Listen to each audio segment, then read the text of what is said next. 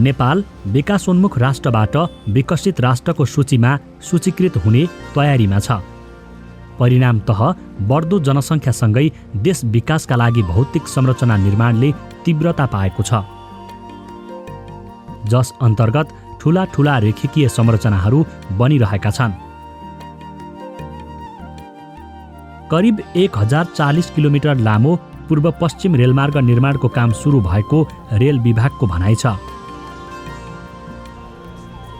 Rail सेवा विकास गर्ने योजना स्वरूप सन् 2009 मा नेपाल सरकारले पूर्व पश्चिम रेलको सम्भाव्यता अध्ययन गरेको थियो। सन् 2014 देखि यसका विभिन्न खण्डको निर्माण सुरु भएको छ। पछिल्लो समयमा आएर 2011 मा रेल विभागको स्थापना भयो र त्यसपछि नेपालमा रेल सम्बन्धी कार्यहरू अगाडि बढेको छ। त्यसमध्ये सबैभन्दा महत्त्वपूर्ण रेलको रूपमा नेपाल सरकारले अध्ययन गरेको भनेको पूर्व पश्चिम रेलमार्ग हो। सन् 2019 को लागत अनुमान अनुसार पूर्व पश्चिम रेलमार्ग बनाउन करिब 10 खर्ब नेपाली रुपैयाँ आवश्यक पर्नेछ। यसमा जग्गा अधिग्रहणमा लाग्ने रकम पनि समावेश छ। रेलमार्गलाई 9 वटा खण्डमा विभाजन गरिएको छ, जसमध्ये Kakarbhitta Inaruwa 126.7 kilometre, Inaruwa Bardibas 139.4 kilometre, Bardibas Simara 136.4 kilometre, Simara Tamsariya 127.9 kilometre, Tamsariya Butwal 107.8 kilometre, Butwal Lamahi 106 kilometre, Lamahi Kohalpur 113.7 kilometre, Kohalpur Sukhad 94 kilometre र सुखड गड्डा चौकीसम्म 89 किलोमिटर रहेको छ। त्यसैगरी नेपालका अन्य सहर जोड्न सहायक रेलमार्गका लागि सम्भाव्यता अध्ययन भएका छन्। यसमध्ये Raxaul Kathmandu 135 kilometre, Kathmandu Kerung 72 kilometre, Kathmandu Pokhara 187 kilometre, Butwal Bhairahawa Lumbini 44.4 kilometre, Itahari Biratnagar 21.2 kilometre, Nepalgunj Kohalpur 14.4 kilometre रेलमार्ग बनाउने सरकारको योजना छ।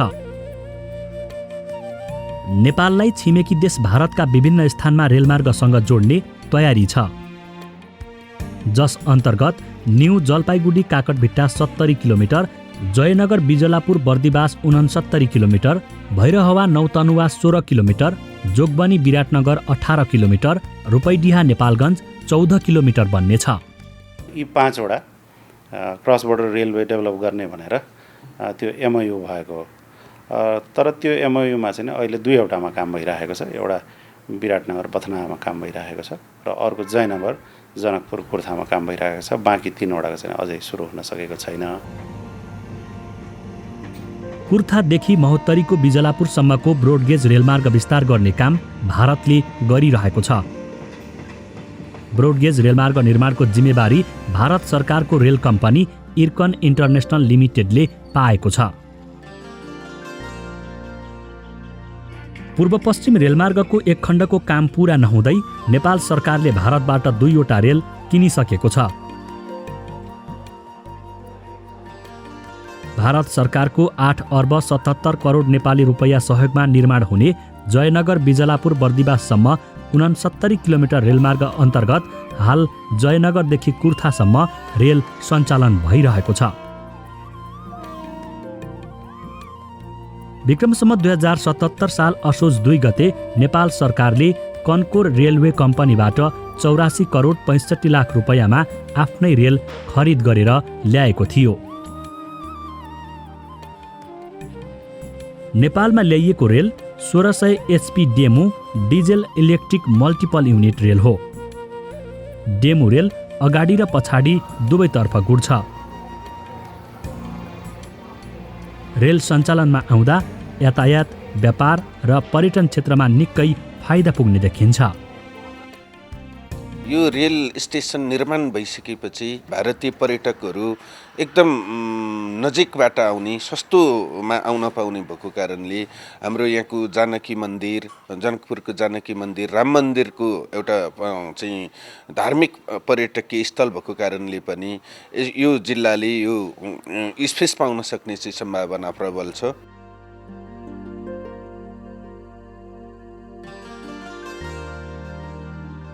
नेपालको पहिलो रेल नेपाल सरकार रेलवे 762 mm न्यारो गेज हो। यो रेल सेवा सन् 1927मा सञ्चालनमा आएको थियो। तत्कालीन बेलायत सरकारले भारतको रक्सौल अम्लेखगञ्ज 48 किलोमिटर रेलमार्ग निर्माण गरेको थियो। उक्त रेल बाफ स्टिम इन्जिनबाट सञ्चालन हुन्थ्यो। रक्सौल अम्लेखगञ्ज रेल सन् 1965 सम्म सञ्चालनमा थियो। दोस्रो रेल अहिले चर्चामा रहेको जयनगर जनकपुर रेल हो। सन् 1937मा सञ्चालनमा आएको यो रेलमार्ग जयनगरदेखि बिजलापुरसम्म सञ्चालन हुन्थ्यो। जनकपुर बिजलापुर 22 किलोमिटरको रेलवे ट्र्याक र 2वटा पुल बाढीले बगाएपछि सन् 2001बाट रेल सञ्चालन ठप्प भएको थियो। पहिले सुविधा छले, पहिले त कोइलाके ट्रेन चलै छले, कोइला दै छले, ओहि पर चलै छले। ओहो कुछ दिन चललै, तकर बाद डीजल के चललै, ओहो कुछ चललै, सुविधा बहुत छलै, बहुत बढ़िया छलै। ई बहुदल व्यवस्था अयलै, तै के लऽ कऽ जे है से ई ट्रेन जे है से बंद भऽ गेलै, रुकि गेलै।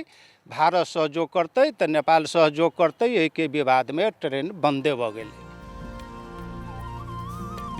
पूर्व पश्चिम विद्युतीय रेलमार्ग अन्तर्गत हाल 70 किलोमिटर लम्बाइ रहेको बर्दिवास निजगढ खण्डमा निर्माण कार्य जारी छ। यस खण्डमा पर्ने महोत्तरी, रौतहट र सर्लाही जिल्लाका विभिन्न स्थानमा ट्र्याक बेड, कलभट र पुल निर्माण कार्य भइरहेको छ। यो जम्मा हाम्रो कार्यक्षेत्रभित्र 70 किलोमिटर पर्छ, जसमध्ये 20वटा पुल छ। अरू 70 किलोमिटरमा अलमोस्ट 70% जति ट्र्याक बेडको काम सकिसकेको छ र ब्रिजको पनि 60% भन्दा माथि काम भइसकेको छ। बर्दिवास निजगढ खण्डमा पर्ने रौतहट जिल्लाको चन्द्रपुर नगरपालिका वडा नम्बर 8 सन्तपुरमा रेलमार्ग बनाउने काम जारी छ। रेलमार्ग निर्माणका क्रममा सवारी आवागमन सहज बनाउनका लागि सानो बाटोमा सडक र रेलमार्गको लेभल क्रसिङ गरिने खालका संरचना तयार हुँदैछन्। ठूला सडक र रेलमार्ग जोडिने स्थानमा फ्लाइ ओभर ब्रिजको निर्माण गरिएको छ। महोत्तरी जिल्लाको गौशाला नगरपालिका वडा नम्बर 1मा निर्माण हुने गौशाला रेलवे स्टेसन नजिकै रेल माथिबाट जाँदा अन्य गाडीहरू त्यही पुलको तलबाट जाने संरचना तयार पारिएको छ। जनावरहरूलाई चाहिँ ओहोर दोहोर गर्न कुनै ठाउँमा पनि कठिनाइ नहोस् भन्नको लागि हामीले चाहिँ अन्डरपासहरू हुँदालाई दिएका छौँ र सडकहरू पनि छन् नि। जस्तो कि बाटो रेल जाँदा सडक पनि पर्छ, त्यो सडकलाई पनि हामीले के गरेका छौँ भन्दाखेरि सडक र रेलमार्ग एकै ठाउँमा एउटै लेभलमा छैन, लेभल क्रसिङ नगरिकन हामीले यो ग्रेड सेपरेट गरिदिएका छौँ। रोड मार्ग तलबाट, रेलमार्ग माथिबाट, त्यसरी पनि गरेका छौँ। त्यो एक्सिडेन्ट पनि कम होस् भन्नको लागि। पूर्व पश्चिम रेलमार्गको दायाँ बायाँ 25-25 मिटर चौडाइ रहनेछ। रेलमार्गको लिक बिछ्याउनको लागि जमिनको सतहबाट झन्डै 10 मिटरसम्म माथि उठाइएको छ।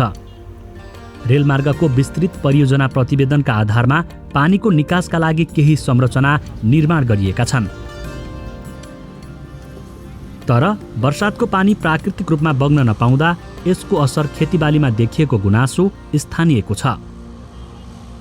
यो रेलले अलिकति जग्गा खाइदियो, पानी जम्न लाग्यो, त्यो त्रास छ। पानी जम्यो, मेरो चाहिँ अब बाली नै पोहोर मासै पनि थियो डुब्यो, धान पनि डुब्यो, मकै पनि डुब्यो, त्यो झिक्न पाइएन। अब यो पानी चालु भएर गएन, अनि त्यसैको उसले अलि हामीलाई त्रासै छ।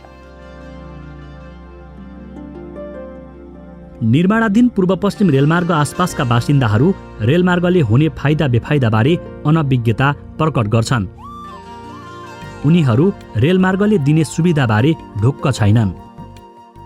सुविधा छ कि असुविधा छ कि हामी रेलको नजिक बसेका पनि छैनौँ। हामी त अनभिज्ञ छौँ, न हामी अप्ठ्यारामा पऱ्यौँ न सजिलामा पर्दैछौँ, हामीलाई केही थाहा छैन। अब भोलि आउने समयमा के हुने हो, अप्ठ्यारो भयो भने यहाँ उठ्नै पर्ने हो कि सजिलो भएर रमाएर बस्न पाइने हो कि, यी कुराहरू हामीलाई केही थाहा नै छैन। नेपालको भूबनोट कमजोर किसिमको छ। यही कारण वर्षातको बेला नेपालको पहाडी भूभागमा पहिरोको समस्या हुँदा तराईमा बाढी र डुबान हुन्छ।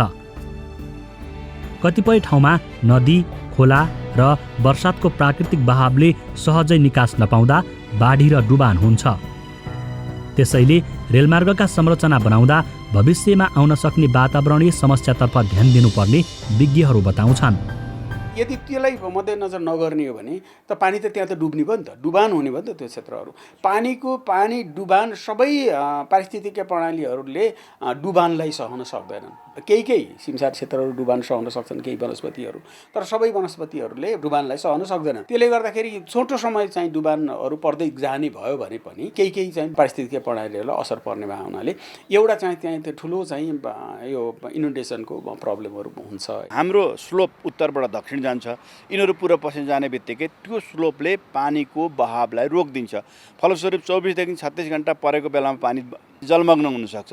त्यसको असर के हुनसक्छ भने गाउँ डुब्ने, बस्ती डुब्ने, अथवा हाम्रो कृषि असार साउन भदौमा पानी पर्छ भने त्यो बेलामा चाहिँ हाम्रो धान डुबेर चाहिँ नोक्सान हुने, कृषिमा चाहिँ असर गर्ने कुराहरू हुन्छ। यो बारेमा हामीले चर्चा गरेका छैनौँ।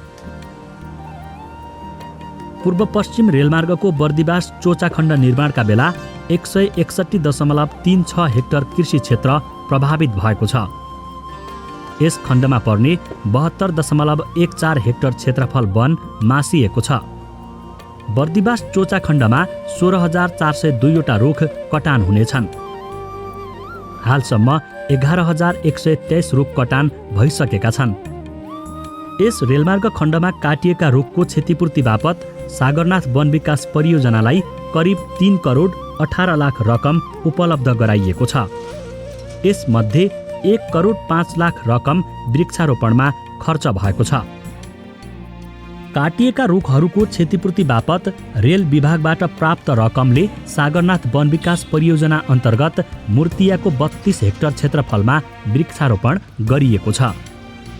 विगतमा रेल डिपार्टमेन्टले हामीलाई उपलब्ध गराएको रकमबाट अहिले जुन वृक्षारोपण भएको छ 75-76मा त्यो वृक्षारोपण अत्यन्तै राम्रो छ र त्यसको लागि संरक्षणको लागि हामीले हेरालु राखेका छौँ र त्यो हेरालुहरूले चाहिँ दिनरात ड्युटी गरेर संरक्षण गरिरहेछ। संरक्षण र सम्वर्धन गर्ने काम यथावत चलिरहेछ।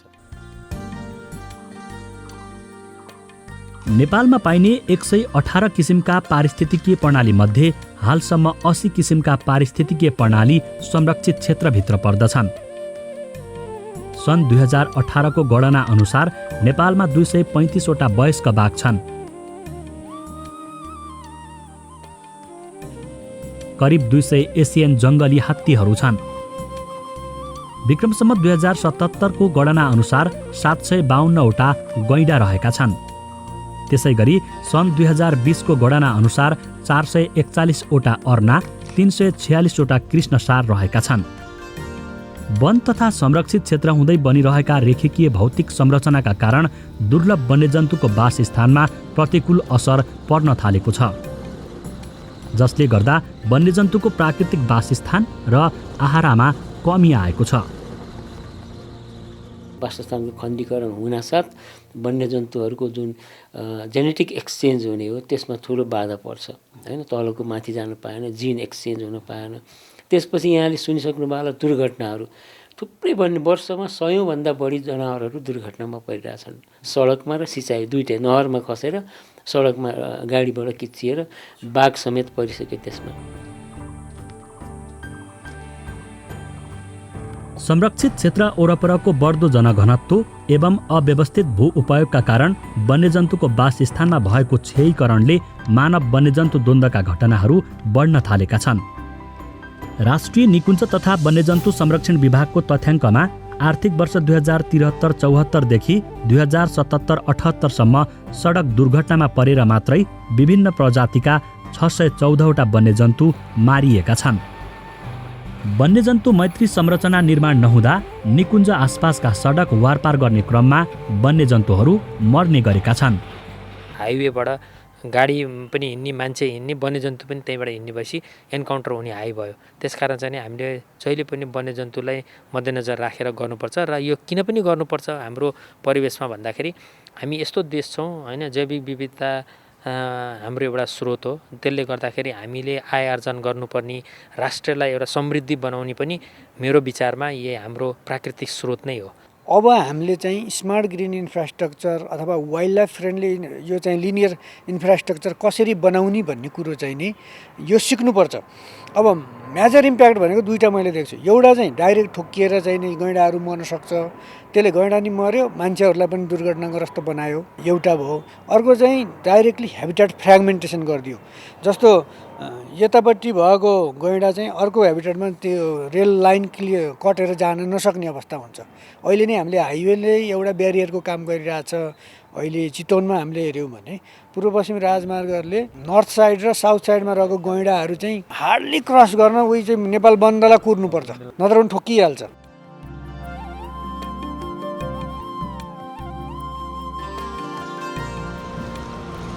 सन् 2014मा विस्तृत परियोजना प्रतिवेदन तयार भइसकेको सिमरा तामसारिया रेलमार्गको पुनर्संरचना गरिएको छ। विगतमा सिमरा, माडी, तामसारिया हुँदै निर्माण हुने तयारीमा रहेको रेलमार्ग अब निजगढ, हेटौडा हुँदै चितवनको भरतपुरसम्म जोड्नेछ। सिमरा तामसारिया रेलमार्गले विश्व सम्पदा सूचीमा सूचीकृत अन्तर्राष्ट्रिय महत्त्वको चितवन राष्ट्रिय निकुञ्जको जैविक विविधतामा पर्न सक्ने असरलाई ध्यान दिँदै नेपाल सरकारले उक्त रेलमार्गलाई पुनर्संरचना गर्ने निर्णय गरेको थियो। विकल्पबाट हामीलाई फाइदा के हो भन्दाखेरि दुईटा मुख्य सदरमुकाम हेटौडा मकवानपुरको सदरमुकाम पनि जोडियो। नगरपालिका क्षेत्र ठुलो पपुलेसन त्यसले सर्भ गर्छ। भरतपुर झन् ठुलो छ त्योभन्दा, होइन, सेन्टर धेरै नाकाहरूको जोडिने पोइन्ट भयो। भरतपुर पनि त्यहाँ पनि ठुलो पपुलेसन छ, त्यो पनि सदरमुकाम जोडिने भयो। एउटा प्लस पोइन्ट त्यो भयो। अर्को सबभन्दा ठुलो चाहिँ यो विश्व सम्पदा सूचीको जुन अहिले यहाँले भन्नुभयो त्यसको संरक्षणमा यसले ठुलो चाहिँ सहयोग गर्यो। एउटा त्यो पनि म एउटा राम्रै उपलब्धि ठान्दछु। चितवनबाट जाँदै थियो नि त रेलमार्ग त। चितवनबाट जाँदाखेरि त यो त एकदमै ठुलो चाहिँ खास गरी गैँडाको, बाघको र चितवन चाहिँ फेरि विश्व सम्पदामा चाहिँ सूचीकृत भइसकेको चाहिँ राष्ट्रिय निकुञ्ज भए हुनाले त्यहाँबाट जान चाहिँ हुँदैन भन्ने भइसकेपछि अनि त्यसपछि रेलवे लाइनलाई रिएलाइन गरेर यो ओरैबाट चाहिँ निजगढतिरबाट डाइभर्ट गरेर अनि यता हेटौडा निकालेर अनि त्यसपछि ल्याउने कुराहरू भयो। पुनर्संरचना गरिएको रेलमार्ग अब चितवन निकुञ्जको मध्यवर्ती क्षेत्रमा पर्ने बरण्डाभार जैविक मार्ग हुँदै निर्माण गर्ने तयारी छ। सन् 2003मा सिमसार क्षेत्रमा सूचीकृत 20 हजारी ताल क्षेत्र हुँदै रेलमार्ग लैजानका लागि अध्ययन भइरहेको छ। यो ताल माछा, मगरगोही, घडियाल गोही, चराचुरुङ्गी, बाघ, गैँडा लगायतका वन्यजन्तुको लागि महत्त्वपूर्ण पानीको स्रोत हो। यस क्षेत्रमा बन्ने रेलमार्गको संरचना वन्यजन्तु मैत्री बनाउनु पर्नेछ। 5-7 किलोमिटरको डिस्टेन्स चाहिँ हामीले त्यसलाई फ्लाइओभर बनाइदियो भने त्यो टुरिज्मको प्रोडक्ट पनि बन्छ। वन्यजन्तुका लागि सदाका लागि त्यो चाहिँ समस्या पनि समाधान हुन्छ। त्यही कारणले के हुन्छ भन्दाखेरि तपाईँको तिनीहरूको युजुअल मुभमेन्ट भएर माथिसम्म महाभारत फुटिलसम्म जुन तिनीहरूको सिजनल माइग्रेसन हुन्छ, बिहेभियर उनीहरूको त्यसै पनि मुभमेन्ट हुने गर्छ। त्यो हुन नसकेका कारणले के गर्छ भन्दाखेरिमा त्यहाँ बिचमा आएर अड्किएपछि तिनीहरू डाइभर्ट हुन्छ दायाँ बायाँ। नयाँ बाटो खोज्छन् तिनीहरूले त, यतापट्टि जान पाइन्छ कि उतापट्टि जान पाइन्छ भनेर खोज्छ। त्यो खोज्ने क्रममा अनि त्यसपछि अनि कन्फ्लिक्ट सिर्जना हुने, इन्सिडेन्सेस हुने हो, क्याजुअलिटिजहरू हुने हो। पर्सा निकुञ्ज क्षेत्र हुँदै बनाइएका सडकहरूमा गुड्ने सवारीको ठक्करबाट यहाँका वन्यजन्तुहरू प्रभावित हुने गरेका छन्। सिमरा तामसारिया रेलमार्ग पुनर्संरचनाका कारण पर्सा राष्ट्रिय निकुञ्ज पनि खण्डीकरण हुनबाट जोगिएको छ। हाम्रा यी संरचनाहरूलाई राम्रो बनाउनु पर्ने च्यालेन्ज पनि सरकारसँग छ। त्यसैले पहिला चाहिँ राष्ट्रिय निकुञ्ज हुँदै लैजाने भन्ने कुरा थियो। मलाई खुसी लागेको छ यसलाई चाहिँ अलि फरक ढङ्गले एलाइन गर्न खोजिएको छ। यसले विन विन सिचुएसन हुन्छ। एकातिर अब हाम्रो संरचना पनि बन्ने, अर्कोतिर जैविक विविधताको सवाल पनि निर्बाध रूपमा अगाडि बढिरहने अवस्था चाहिँ हुन्छ। सिमरा तामसारिया रेलमार्ग पुनर्संरचनाले जैविक विविधता संरक्षणमा मात्र टेवा पुगेको छैन। नेपालका दुईवटा मुख्य सहरहरू हेटौडा र भरतपुरको यातायात सेवामा सघाउनेछ। अर्कोतर्फ चितवन तथा पर्सा निकुञ्ज र भारतको वाल्मिकी टाइगर रिजर्भका वन्यजन्तुको ओहोर दोहोरमा पर्न सक्ने असर न्यूनीकरणमा पनि टेवा पुगेको छ। त्यसकारण रेलमार्ग पुनर्संरचना जैविक विविधता संरक्षणका क्षेत्रमा उदाहरणीय कार्य बनेको छ। राष्ट्रिय निकुञ्ज विभागसँग कुरा गऱ्यौँ, रेल विभागसँगै कुरा गऱ्यौँ, त्यस पछाडि नेपाली सेना, किनभने संरक्षण गर्नलाई नेपाली सेना भएको हुनाले नेपाली सेनासँग कुरा गऱ्यौँ, कानुनवेत्ताहरूसँग कुरा गऱ्यौँ, किनभने यो त एउटा लिगल्ली डेजिग्नेटेड एउटा क्षेत्र हो, अन्तर्राष्ट्रिय महत्त्वको निकुञ्ज हो, अन्तर्राष्ट्रिय आयाम पनि आकर्षण हुने हुनाले हामीले सबैसँग सल्लाह गऱ्यौँ, सबैसँग छलफल गऱ्यौँ, हामीले जानेको विकल्पको प्रस्ताव गऱ्यौँ र अरूबाट पनि वैकल्पको कुराहरू हामीले चाहिँ आह्वान गऱ्यौँ।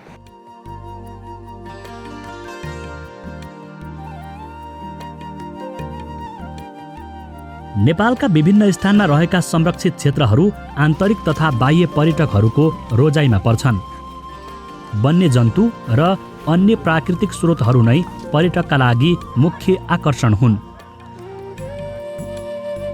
राष्ट्रिय निकुञ्ज तथा वन्यजन्तु संरक्षण विभागको तथ्याङ्क अनुसार आर्थिक वर्ष 2070-71 देखि 2076-77 सालसम्म 39,75,222 पर्यटकले संरक्षित क्षेत्रको भ्रमण गरेका छन्। निकुञ्जलाई अब चाहिँ अब हाम नगरिकन अनि भित्र भनेको कोर एरियामा वन्यजन्तुहरूको एउटा चाहिँ तपाईँको नेचुरल जुन रिपोजिटरी हो त्यसलाई इन्ट्याक्ट राखेर पनि त्यो एक्टिभिटिजहरू बाहिर गरेर यसलाई चाहिँ नि अब लोकल इकोनोमीदेखि लिएर राष्ट्रिय इकोनोमीमा प्रवर्धन गर्न सकिन्छ, मतलब योगदान पुर्याउन सकिन्छ र पर्यटन प्रवर्धन गर्न सकिन्छ। चितवनको सौराहामा पर्यटन फस्टाउनुको मुख्य कारण नै निकुञ्जका वन्यजन्तु र यहाँको जैविक विविधता हो। क्षेत्रीय होटल सङ्घ सौराहाका अनुसार सौराहामा मात्रै साना ठुला गरी करिब 150 भन्दा धेरै होटलहरू सञ्चालनमा छन्। उक्त सङ्ख्यामा सञ्चालित होटलहरूमा 5,500 भन्दा धेरैले प्रत्यक्ष रूपमा रोजगारी पाएका छन्। जे दिएको छ हामीलाई चितवन राष्ट्रिय निकुञ्जले दिएको छ। किन भन्दा चितवन राष्ट्रिय निकुञ्ज बेसमा हामीले व्यवसाय गरिरहेका छौँ भनेदेखि पक्कै पनि चितवन राष्ट्रिय निकुञ्जको त्यहाँको जैविकता, त्यहाँको जनावर, त्यहाँको चाहिँ प्रकृति सौन्दर्यता बेचेर नै हामीले चाहिँ हाम्रो व्यवसाय सञ्चालन गरेका छौँ भने चाहिँ हाम्रो लागि चाहिँ सबै थोक नै चितवन राष्ट्रिय निकुञ्ज नै हो। रेल विभागका अनुसार पूर्व पश्चिम रेलमार्गको विस्तृत परियोजना प्रतिवेदन DPR अर्थात् पुँजीगत अनुसन्धान र परामर्शका लागि हालसम्म कुल 3,24,31,73,000 रुपैयाँ खर्च भइसकेको छ, जसमध्ये नेपाल सरकारको मात्रै 2,97,6,49,000 खर्च भएको छ भने 27,25,24,000 वैदेशिक लगानी खर्च भएको छ। हाल सिमरा तामसारिया रेलमार्गको पुनर्संरचनापछि निजगढ हेटौडा भरतपुर हुँदै तामसारियासम्मको सम्भाव्यता अध्ययनको काम भइरहेको छ। यस खण्डको लम्बाइ करिब 136 किलोमिटर हुनेछ। पुल पुलेसाहरू त्यसमा चाहिँ ड्रिलिङको कामको चाहिँ मुख्य हो र ड्रिलिङको काम पनि हामीले 70% भन्दा बढी चाहिँ ड्रिलिङका कामहरू सकिसकेका छौँ भने केही भागमा चाहिँ छ र यो अलाइनमेन्टमा निजगढदेखि हेटौडासम्म जाँदाखेरि 6 किलोमिटर लम्बाइका विभिन्न 1-1.5 किलोमिटरका साना सुरुङहरू पनि आवश्यक हुन्छ। जम्माको लेन्थ चाहिँ 6 किलोमिटर छ। पूर्व पश्चिम राजमार्गबाट 2 किलोमिटर दक्षिणको दूरीमा रेलमार्ग निर्माणको काम भइरहेको छ। निजगढमा अन्तर्राष्ट्रिय विमानस्थल बन्ने भएकाले त्यहाँ मात्र राजमार्गबाट करिब 12 किलोमिटर दक्षिण पुर्याइनेछ। निर्माणाधीन पूर्व पश्चिम रेलमार्ग अन्तर्राष्ट्रिय रेलवे सञ्जालसम्म पुर्याउन सकिन्छ। नेपालको यो रेलमार्गलाई ट्रान्स एसिया रेलवे नेटवर्कका 26 वटा देशसँग जोड्न सकिने रेल विभागको भनाइ छ। अब अहिले हामी कहाँ विद्युतको उत्पादन पनि बढ्दो क्रममा छ। अब केही वर्षमा त सरप्लसै हुन्छ भन्ने पनि छ। त्यो उत्पादनलाई हामीले आफ्नो रेलवे नेटवर्क पनि तयार गरेर त्यसमा खपत गर्न पायौँ भने तपाईँलाई सहज अर्थमा बुझ्ने भाषामा भन्दाखेरि 100औं ट्रक गाडीहरूले बोक्ने माल सामान एउटा रेक भन्छ। त्यो रेलगाडी एउटा रेक भनेको सर्टेन कतिवटा त्यसमा डिब्बाहरू हुन्छ, व्यागन्सहरू हुन्छ, एउटा रेकले त्यो सबै बोकेर हिँड्छ भनेपछि त्यहीँबाट तपाईँ आकलन गर्नुहोस् हामीलाई फाइदा कति हुन्छ भन्ने कुरो। रेलमार्ग बनाउने क्रममा कतिपय ठाउँमा निर्माण कम्पनीहरूले चुनौती भोगिरहेका छन्। उनीहरूका अनुसार रेलमार्ग बनाउन आवश्यक पर्ने निर्माण सामग्री ढुङ्गा, बालुवा, माटो उत्खननमा अवरोध सिर्जना हुने गरेको छ। त्यसै गरी मुआब्जा वितरणमा हुने विवाद, वन क्षेत्रमा रुख कटानीको लागि आइपर्ने कठिनाइका कारण निर्माण कार्य प्रभावित हुने गरेको छ। लालपूर्जा भएका जग्गा र नभएका ऐलानी जग्गा, अनि अर्को वनसँगको विवाद भन्नाले वनसँग र रेल विभाग बीचमा भएको सम्झौतालाई पनि सहजतापूर्वक कार्यान्वयन नगरिदिने धेरै कठिनाइ। अर्को कुरो ग्राभेल खोलाबाट ल्याउनको लागि धेरै प्रक्रियाहरू पुरा गर्नुपर्ने, जसले गर्दा हामीले निश्चित समयमा सक्नुपर्ने थियो र यी बाधा अवरोधको कारणले गर्दाखेरि हामीलाई त्यो टाइममा सक्न हामी गर्छौँ, समयमा सक्छौँ भनेर भन्ने कन्स्ट्रक्सन कम्पनीहरूलाई हामीलाई पनि त्यो समयमा सक्न गाह्रो भएको छ। पूर्व पश्चिम रेलमार्ग निर्माण सम्पन्न भएको खण्डमा 100% जलविद्युतको बिजुलीबाट रेल चल्नेछ। यो नै शून्य कार्बन उत्सर्जनको यातायात प्रणाली बन्नेछ। रेलमार्ग निर्माण सम्पन्न भए पश्चात यसले देशको यातायात तथा आवागमनमा सहज हुनेछ। समयको बचतसँगै कम खर्चमा यात्रा गर्न सकिनेछ। सवारी जाम कम गर्ने उपाय बन्नेछ। यातायात सुरक्षामा अभिवृद्धि हुनेछ। विद्युतीय रेलले वायु प्रदूषणमा पनि कमी ल्याउनेछ। यसर्थ राष्ट्रिय गौरवको आयोजना पूर्व पश्चिम रेलमार्गको भौतिक संरचना दिगो र वातावरण मैत्री बनाउनेतर्फ ध्यान दिन आवश्यक छ।